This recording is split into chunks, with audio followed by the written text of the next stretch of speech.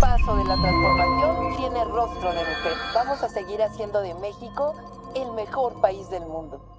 La voz de la 4T. ¿Cuál fue la reacción de Genaro García Luna al escuchar su condena de poco más de 38 años? Pero no solo eso, escuchar las fuertes palabras, yo diría devastadoras palabras del juez Brian Cogan, cuando le dijo que básicamente no le creía nada, que él tiene una doble vida y hasta lo comparó con el Chapo Guzmán. ¿Cómo fue esa reacción de él? You saw how he reacted. That's pretty much all I got. And so the reason I can tell you, I can't say I spoke to Genaro since yesterday. And the reason I haven't spoken to him is because the sentencing was so late in the afternoon that at that moment, they did not give me an opportunity to speak with him afterwards. Of course, spoke with his family. I spoke to him briefly in the courtroom. Interestingly, he didn't actually hear what his sentence was. So you may have seen in the courtroom that he was talking to me and asking me a couple of questions. And the questions he was asking me was, what was the sentence? Because the judge, he kind of mumbled it. He said it, and he said it in months. And in our system, federal system, it's in months, so you have to do the math pretty quickly. And you did 38 years, that's fine. But he had to sort of do that math, and he didn't hear the number. And we're not able to interrupt the judge and just sort of speak. So I talked to him a little bit about that. I can say that I already know what his reaction is going to be. We talked about it at length. So going into the sentencing, what's important for, I think, your viewers to understand is that the government wanted a life sentence here. The sentencing guidelines recommend a life sentence. And why do they recommend a life sentence? They recommend a life sentence because of the quantity of narcotics that El Chapo and other people imported into the United States. That's essentially what drives it. But Genaro was realistic. He knew what was going on. He knew that a jury had concluded that he was guilty and that the fight will continue on appeal. And so his reaction was that this was a necessary step. He knew that we needed to get the sentencing done because we cannot appeal before the sentence is over. So was he prepared for a life sentence? Sure. This is not a life sentence. So to be clear, the government wanted a life sentence. They wanted to make sure there's no chance that he gets out of jail. He will not serve 38 years. Sí, esa es una de las cosas que me estabas explicando, que la sentencia es de 38 años, pero que él va a cumplir mucho menos que eso. ¿Por qué? Well, it's not much less, but it is less. So in general, 85% is what you serve of your sentence. Now that assumes that someone is going to be not necessarily a model inmate, but you will get what's called good time credit, and that's what represents that 15%. So if you do that math, it's 460 months is his sentence. I think that takes it down to around 390 months. And then you subtract what he has already served, which is 60 months. And so ¿Cuántos años? More or less, he has, I mean, he's obviously served 5 years already, but more or less he has about 27 more to go.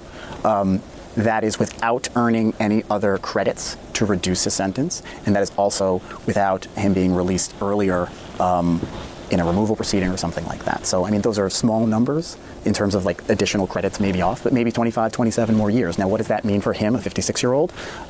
Well, you're right, it could be a life sentence. We have to hope he's going to live past 80, and so he could be getting out in his 80s, or early, maybe around 80. Y una de las cosas que se ha mencionado, y hasta el expresidente de México, Andrés Manuel López Obrador, dijo en una de sus conferencias matutinas, es que si García Luna dice que es inocente, ¿por qué su defensa pide 20 años de condena? Si es inocente, ¿por qué pide clemencia? ¿Es eso una admisión de culpabilidad? I think people who make that argument that say us asking for 20 years was some sort of admission of guilt, it represents a couple different things. One, either those people don't understand our system, which I actually don't believe. I think people understand that when you are convicted after trial, and the court has to sentence you to 10 years, 20 years, whatever that number is, of course your lawyer is going to ask for the least amount of time. Because if I didn't ask for the least amount of time, and we decided to say we are innocent, therefore we don't respect or acknowledge that this court has jurisdiction to sentence us, well, then we would guarantee ourselves a life sentence. And that would be foolish.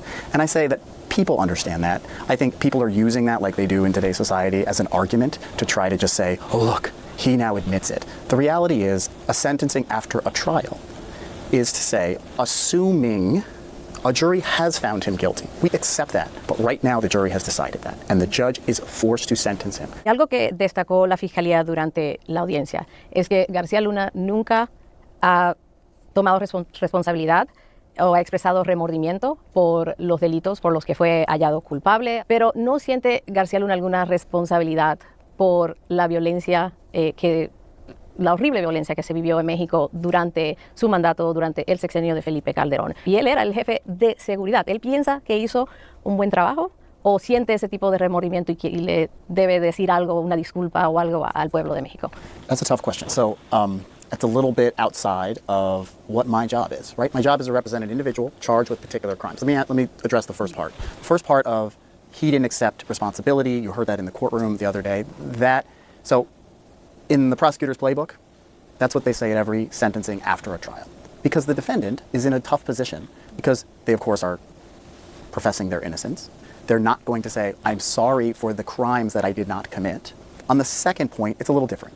That's not what we were talking about in the courtroom. They were talking a little bit in the courtroom about the war on drugs and under his watch, all these things happened and all these other things happened. Well, now we're in the political realm a little bit. What would Genaro say to that? I think you'd have to ask Genaro. What would I say to that? There's plenty of blame to go around. The war on drugs that Mexico was involved in during 2006 and 2012 and a little bit before, where Genaro was the Secretary of Public Security, it's all been put on him, which is quite interesting. Yes, he was the boss. He was not the president of the country.